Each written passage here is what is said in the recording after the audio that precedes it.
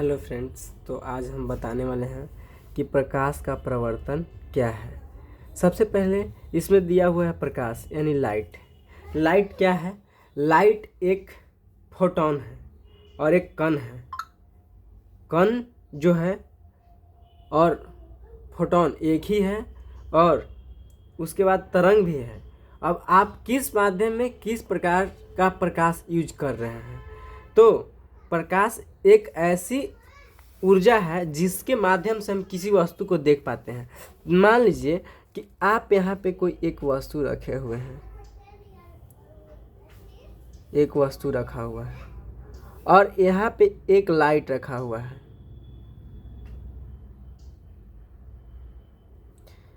और इससे प्रकाश निकल रही है और यहाँ पे एक बेबी है। सबसे पहले ये प्रकाश यहाँ पे आएगी, उसके बाद ये वाला प्रकाश मेरी बेबी के पास आँखों तक जाएगी। तो किसी वस्तु को देखने के लिए किस चीज़ का जरूरी हुआ? प्रकाश का। तो हम कह सकते हैं कि प्रकाश क्या है? प्रकाश वह ऊर्जा है जिसके द्वारा हम किसी वस्तु को देख सकते हैं। तो इतनी बात मेरी समझ में आ चुकी होगी। और अब देखते हैं कि प्रकाश का गुण क्या है। तो सबसे पहले बताने वाले हैं कि प्रकाश जो है सरल यानी सीधी रेखाओं में गमन करती है। मान ली कि यहाँ से सन है या लाइट है, यहाँ से प्रकाश निकलेगी तो डायरेक्ट सीधी ये वस्तु पाएगी। तो एक तरह से हम कह सकते हैं कि प्रकाश सीधी रेखाओं में गमन कर सकती है। उसके आगे अब बताने वाले हैं कि प्रकाश विद्युत चुंबकीय तरंग है, इसलिए इसे संचरण के लिए माध्यम की आवश्यकता नहीं पड़ती है। इसको कोई माध्यम की जरूरत नहीं पड़ती है, यह विद्युत चुंबकीय तरंग है। अब आगे देखेंगे, प्रकाश अपारदर्शी वस्तु तीक्ष्ण छाया बनाता है। सबसे पहले जब मान लो कि एक अपारदर्शी है यानी प्रकाश ना पार हो,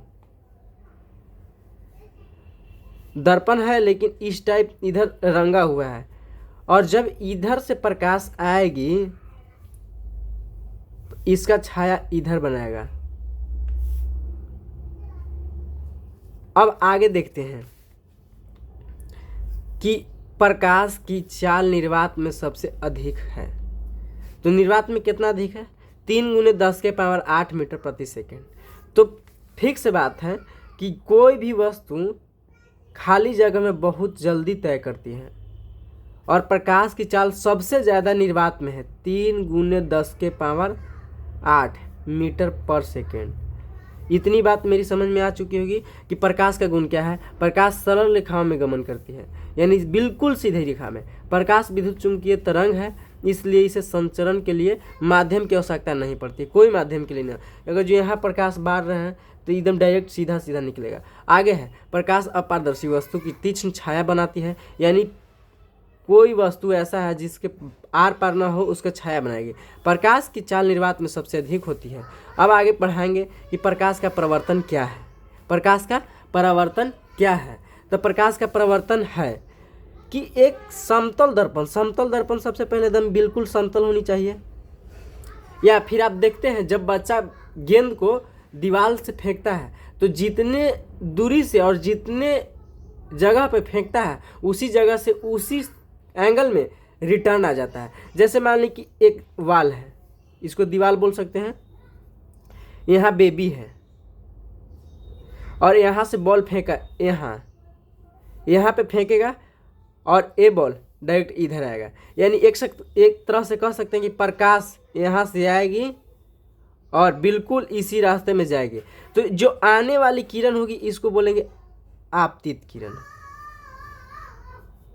किरण, और जो जाने वाली किरण होगी उसको बोलेंगे परावर्तित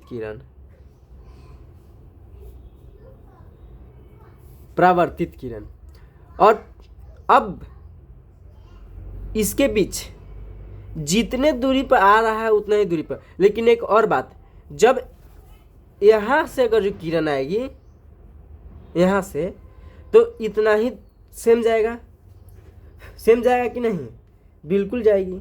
जब सेम जा रहा है तो एक तरह से हम कह सकते हैं कि ई अभिलंब है।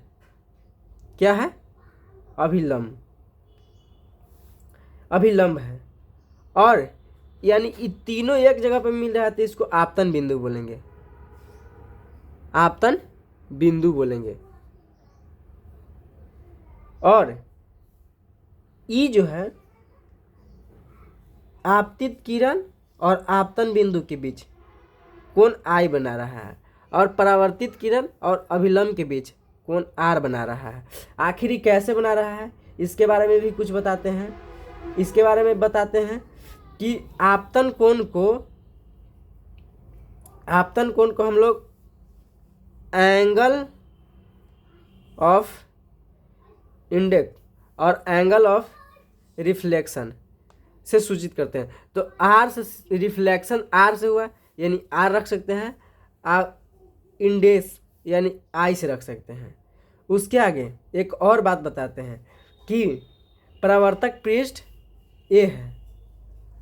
और अब लिखते हैं कि प्रकाश का परावर्तन के नियम 2 हैं। तो सबसे पहले एक है कि उच्च कोटि की पॉलिश किया हुआ पृष्ठ जैसे कि दर्पण अपने पर पड़ने वाली अधिकांश प्रकाश की परावर्तित कर देते हैं।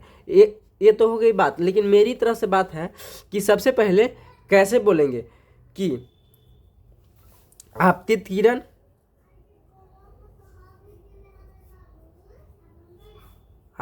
किरण और परावर्तित किरण तथा अभिलंब